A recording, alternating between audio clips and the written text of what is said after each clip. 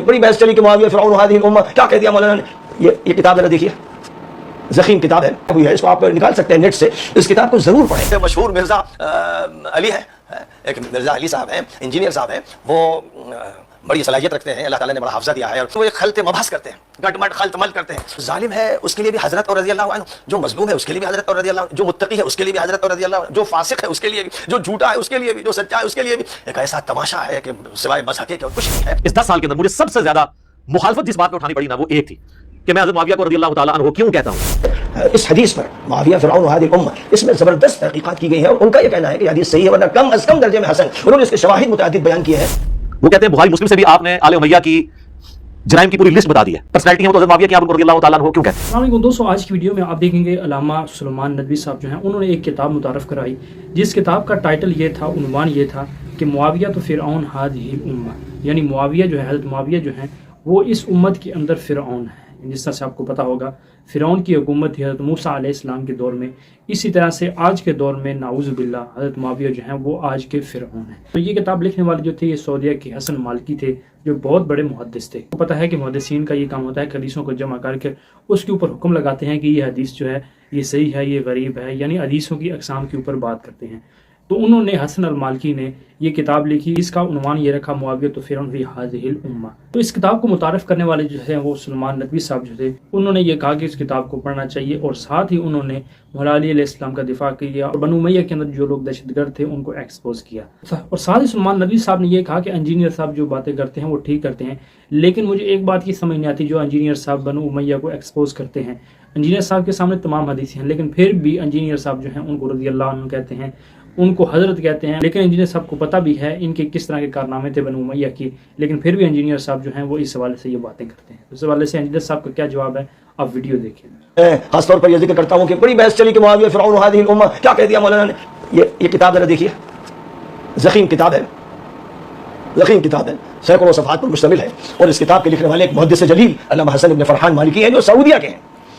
جو مقام شیخ ناصر الدین البانی کا ہے۔ عام طور پر تمام موضوعات کی احادیث میں کہ وہ حدیث کی تصحیح کرتے ہیں، تضعیف کرتے ہیں، کسی حدیث پر وضع کا حکم لگاتے ہیں اور اپنے اجتہاد کو پیش کرتے ہیں۔ ہر دور میں اسی طرح محدثین نے کیا، ابن حجر نے اپنا کام کیا، اور اسقلانی نے اپنا کام کیا، سیوطی نے اپنا کام کیا۔ تو اگر آخری دور میں علامہ البانی کی بڑی شہرت ہوئی، اور واقعات ہیں وہ بڑے محدث بھی تھے، لیکن ان سے بڑے اختلافات بھی ہوئے، بہت سے احکام میں اختلاف، کہیں شیخ عبد الفتاح بغدادی نے کیا، کہیں علامہ سقاف نے کیا، کہیں اور کسی نے کیا۔ تو یہ تو بہرحال سلسلہ ایسا ہے جو پہلے دن سے چلا آ رہا ہے۔ ایسے ہی علامہ حسن ابن فرحان مالکی کی یہ جو کتاب ہے اس حدیث پر معاویہ فرعون هذه الامہ، اس میں زبردست تحقیقات کی گئی ہیں، اور ان کا یہ کہنا ہے کہ یہ حدیث صحیح ہے، ورنہ کم از کم درجے میں حسن۔ انہوں نے اس کے شواہد متعدد بیان کیے ہیں، رجال پر زبردست بحث کی ہے، کیونکہ حسن ابن فرحان متون حدیث پر بھی گہری نظر رکھتے ہیں اور اسانید پر بھی گہری نظر رکھتے ہیں، اور انہوں نے تقابلی مطالعہ بھی کیا ہے، اور خاص طور پر کیونکہ انہوں نے سلفیوں کی تردید کی ہے اس لیے ان کے خلاف طوفان اٹھایا گیا۔ ورنہ اس میں کوئی شک و شبہ نہیں کہ جہاں تک تعلق ہے حضرت علی اور اہل بیت کے فضائل کا، اور باغیوں کے جو پہلو ہیں ظالمانہ جابرانہ، ان کے وہ ایکسپرٹ ہیں، ان کے متخصص ہیں۔ میں طلبہ سے یہ کہوں گا، دیکھیے دار المحجۃ البیضاء سے یہ کتاب شائع ہوئی ہے، اس کو آپ نکال سکتے ہیں نیٹ سے، اس کتاب کو ضرور پڑھیں، اور یہ حدیث صحیح ہے، ورنہ کم از کم درجے میں حسن ہے۔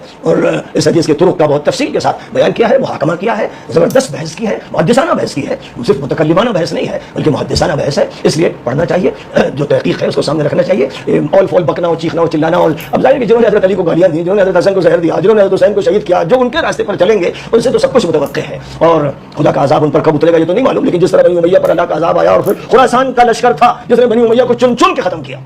خراسان کا لشکر، یہی خراسان کا لشکر حدیثوں میں بیان کیا گیا امام مہدی کے ساتھ ہوگا، جو چن چن کے ناصبیوں کا خاتمہ کریں گے انشاءاللہ۔ وآخر دعوانا ان الحمدللہ رب العالمین۔ مشہور مرزا علی ہے، ایک مرزا علی صاحب ہیں، انجینئر صاحب ہیں، وہ بڑی صلاحیت رکھتے ہیں، اللہ تعالیٰ نے بڑا حافظہ دیا ہے، اور حدیثوں پر بڑی نظر انہوں نے حاصل کی ہے، جو بھی وہ ان کا کام ہے وہ بہت اچھا ہے، ٹھوس ہے، لیکن وہ ایک خلط مبحث کرتے ہیں، گٹ مٹ خلط مل کرتے ہیں، اور وہ ایک طرح کے الفاظ کی اٹھا پٹک ہوتی ہے، رضی اللہ عنہ علیہ السلام اور فلاں، یعنی سب کے ساتھ یہ ٹھوکے رہتے ہیں، بیکار کی بات ہے۔ اور پھر جو ظالم ہے اس کے لیے بھی حضرت اور رضی اللہ عنہ، جو مظلوم ہے اس کے لیے بھی حضرت اور رضی اللہ عنہ، جو متقی ہے اس کے لیے بھی حضرت اور رضی اللہ عنہ، جو فاسق ہے اس کے لیے بھی، جو جھوٹا ہے اس کے لیے بھی، جو سچا ہے اس کے لیے بھی۔ ایک ایسا تماشا ہے کہ سوائے بس حقیقت اور کچھ نہیں ہے کہ جس کا ظلم طے ہو گیا، جس کا فسق طے ہو گیا، اس کے لیے حضرت کا استعمال کرنا مذاق ہے، اس کے لیے رضی اللہ عنہ کہنا قرآن کی تحریف ہے، قرآن کے ساتھ کھلواڑ ہے، ایک بدترین مذاق ہے، کیونکہ ان کی کبڈی نہیں کھلائی جائے گی، اور ایک تماشا و مذاق نہیں بنایا جائے گا کہ اچھے بھی رضی اللہ عنہ، برے بھی رضی اللہ عنہ۔ سبحان اللہ، یہ عجیب تماشا ہے۔ مجھے بڑی حیرت ہوتی ہے کہ ایک آدمی جو تحقیق کا کام کر رہا ہے اور اصول اس کو معلوم ہے، ان کو بھی مرتب کر کے بیان کر رہا ہے، پھر وہ ایسی باتیں کرتا ہے کہ جس سے سامعین کے لیے بھی ایک بڑی ذہنی آزمائش ہوتی ہے، اور وہ محسوس کرتے ہیں کہ کیا یہ کوئی مذاق ہے، یا کوئی تماشا ہے، یا کوئی کھلواڑ۔ اس 10 سال کے اندر مجھے سب سے زیادہ مخالفت جس بات میں اٹھانی پڑی نا، وہ ایک تھی کہ میں حضرت معاویہ کو رضی اللہ تعالیٰ عنہ کیوں کہتا ہوں. وہ کہتے ہیں بخاری مسلم سے بھی آپ نے آل امیہ کی جرائم کی پوری لسٹ بتا دی ہے. اس کے باوجود آپ جو باقی معاملات ہیں ان کو دیکھتے ہوئے بھی مین بیچ میں جو پرسنالٹی ہیں وہ تو حضرت معاویہ کی آپ ان کو رضی اللہ تعالیٰ عنہ کیوں کہتے ہیں. تو میرا ایک موقف ہے, آپ اسے دعوت کی حکمت سمجھ لیں, یا آپ یہ سمجھیں کہ میں ایک ریڈ لائن کو کراس نہیں کرنا چاہتا, یا اس سے بڑی بات یہ سمجھ لیں کہ حضرت معاویہ رضی اللہ تعالیٰ عنہ نے اپنے دور ملوکیت کے اندر جن دین کے احکامات کا پاس نہیں کیا ان میں سے کئی ایک احکامات ہیں جن کا پاس مجھے ہے, جس میں ٹاپ آف دا لسٹ جو شخص نبی علیہ السلام کو ایمان کی حالت میں دیکھتا ہے, انکلوڈنگ حضرت معاویہ, حضرت عمر بن عاص, حضرت مغیرہ بن شعبہ اور حضرت بصر بن ابی افراح. یہ مینلی 4 بندے ہیں رضی اللہ عنہم اجمعین. تو ان کی ہمیں رسپیکٹ کرنی پڑتی ہے نبی صلی اللہ علیہ وسلم کی نسبت کی وجہ سے. کاش یہ لوگ بھی حضرت علی جو خلیفہ راشد تھے ان کی رسپیکٹ ویسا کرتے ہیں نبی الاسلام کی نسبت کی وجہ سے, خلیفہ راشد ہونے کی وجہ سے, تو آج امت کو یہ دن نہ دیکھنا پڑتا ہے. تو میں یہ اشارتاً بات کر رہا ہوں, یہ ایک بڑا ڈیٹیل ٹاپک ہے, لیکن یہ امت کا سب سے بڑا ٹاپک ہے, کیونکہ اسلام اور سیاست الگ ہوگی. تو ہمارا جو روافظ سے اختلاف ہے نا, اور میں آپ کو بتاؤں واللہ میں جینوئنلی یہ بلیو کرتا ہوں کہ حضرت معاویہ مسلمان تھے اندر سے, مجھے 1% بھی اس میں شک نہیں. اندر گئے تو آپ کو کیسے ہوگا؟ اس لیے کہ اسلام تو یہ کہتا ہے ظاہر ہے, یعنی میں اندر سے یہ کہتا ہوں, ان کے اندر کی بات نہیں کر رہا, میں اپنے اندر سے یہ اندر سے یقین رکھتا ہوں کہ وہ مسلمان تھے. نہیں یعنی آپ وثوق سے کہہ رہے ہیں؟ جی وثوق کے ساتھ. یعنی میں یہ اس لیے آن کیمرہ کی بات کروں کہ لوگ سمجھتے ہیں کہ شاید میں اگر ان کے بارے میں ہارڈ لائنر ہوں تو میں شاید نجی محفلوں میں کوئی اور بات کرتا ہوں اور کیمرے میں اور کرتا ہوں. ایسا نہیں ہے, میں انہیں مسلمان سمجھتا ہوں. مولا علی نے بھی مسلمان کے طور پر ٹریٹ کیا. مولا علی نے تو خوارج کو بھی کفر کافر تو یہ تو خوارج کو ہم بھی نہیں کافر مانتے سکا, لیکن ہمارے رسول عبداللہ بن ابی کو بھی تو حضور نے کافر. ہاں, لیکن عبداللہ بن ابی کے جو کفر ہے نا اور اس کی جو منافقت ہے, اس پر تو اتفاق ہو گیا نا. وہ تو نبی اسلام نے کہا کہ لوگ کہتے ہیں کہیں گے کہ یہ اپنے صحابہ کو قتل کرواتا ہے, حضور نے اسے ثابت نہیں مانا. کیسے مان سکتے تھے؟ قرآن میں آیات نازل ہوئی تھی, یہ کہتے ہیں کہ ہم جب عزت والے مدینے میں داخل ہوں گے ذلیلوں کو نکال دیں گے. تو صحابہ کرام اسے منافق سمجھتے تھے. لیکن حضرت معاویہ کے بارے میں موقف یہ ہے کہ اہل سنت کے ائمہ صحابہ کرام سینکڑوں صحابہ نے ان کے دور حکومت میں ان کے پیچھے نمازیں پڑھی ہیں, ان کو مسلمان مانا ہے. لیکن آپ یہ نہیں ثابت کریں گے کہ صحابی نے عبداللہ ابن ابی کے پیچھے نماز پڑھی ہو, وہ منافق سمجھتے تھے. یہ ذہن میں رکھیے گا. تو لہٰذا اور پھر حضرت علی نے جو ان سے سیدنا عمار کا جو یہ قول ہے کہ خدا اس کے اور اس کے عمار بن یاسر کا قول ہم آپ کو بتا دیتے ہیں سنن کبریٰ البیہقی میں کہ اہل صفین کو فاسق اور اہل صفین کو کافر نہ کہو بلکہ کہو یہ فاسق اور فاجر ہے اور ظالم ہے. تو بالکل ہم عمار بن یاسر کے ساتھ ہم اہل صفین کو ظالم بھی مانتے ہیں اور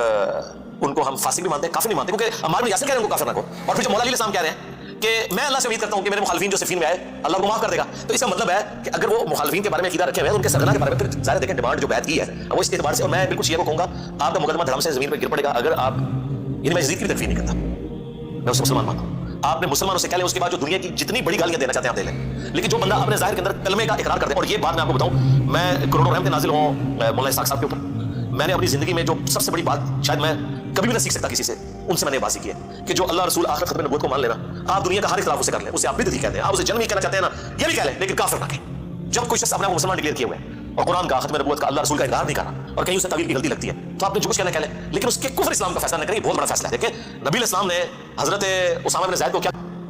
کہ تو نے اس کا دل چیر لیا تھا, حالانکہ ڈر کے کلمہ پڑا تھا, تھوڑی دیر پہلے تو اسامہ کو مارنے لگا نا. نبی الاسلام نے امت کو یہ درس دیا کہ جو اپنے ظاہری یعنی اعمال کے اندر کلمے کا اظہار کرے, نماز پڑھے,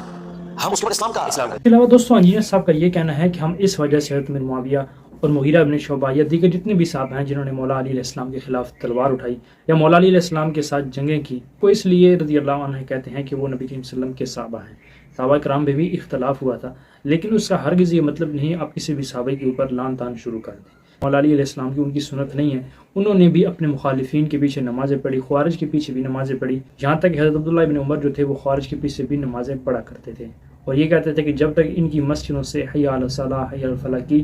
آوازیں آتی رہیں گی تب تک ہم ان کے پیچھے نماز پڑھتے رہیں گے, اور یہ برا کام کریں گے تو برے کام سے ہم الگ رہیں گے. لیکن ان کو مسلمان کی طرح انہوں نے ٹریٹ کیا. جتنے بھی صحابی ہیں ان کو انجینئر صاحب اس وجہ سے ان کی رسپیکٹ کرتے ہیں, ان کو رضی اللہ عنہ کہتے ہیں کہ وہ نبی کریم صلی اللہ علیہ وسلم کے صحابہ ہیں, نبی کریم صلی اللہ علیہ وسلم کی انہوں نے صحبت اختیار کی اس وجہ سے. یہاں یہ الگ بات ہے کہ ان کی غلطی جو ہے وہ ہائی لائٹ کی جاتی ہے, عوام الناس کے سامنے حق رکھا جاتا ہے کہ حق جو تھا وہ مولا علی علیہ السلام کے ساتھ تھا. لیکن جو انہوں نے جہاں پر امت مسلمہ کے اندر فرقہ واریت پھیلائی یا امت مسلمہ کے جو گروہ تھے ان کو آپس میں لڑانے کی کوشش کی, وہاں پر ان کی غلطی جو ہے وہ ہائی لائٹ کی جائے گی. لیکن اس کا ہر چیز سے یہ مطلب نہیں کہ ان کے دین کے حوالے سے دوسری جتنی بھی خدمات ہیں ان کو زیرو سے ملٹیپلائی کیا جائے, ایسے ہرگز نہیں ہو سکتا. تو یہ بات بالکل غلط ہے کہ تشیع حضرات کے صحابہ کرام کے اوپر تبرہ کرتے ہیں, ان کے اوپر نعوذ باللہ نان دان کرتے ہیں, تو بات بالکل غلط ہے.